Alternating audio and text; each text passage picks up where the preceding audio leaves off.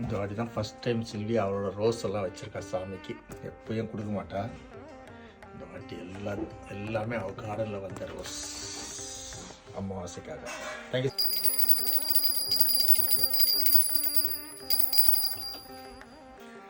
Good afternoon. அமாவாசை இன்னைக்கு. அமாவாசைக்கு இவன் என்ன செஞ்சுட்டா, சாம்பார் சாதத்தில் எல்லா காயும் போட்டால் காய் தனித்தனியாக வச்சு சாப்பிடமானு சொல்லிட்டு எல்லா காயும் போட்டு சாம்பார் ஆக்கிட்டா. அப்போ தான் சாப்பிடுவேன். வடை, ஊறுகாய், அப்பளம், தயிர், மை ஃபேவரட் பிஷபெல்லா பாத்து. அது மேலே கொஞ்சம் இன்னும் நெய்யை ஊற்றி வச்சா அந்த மாதிரி இருக்கும்.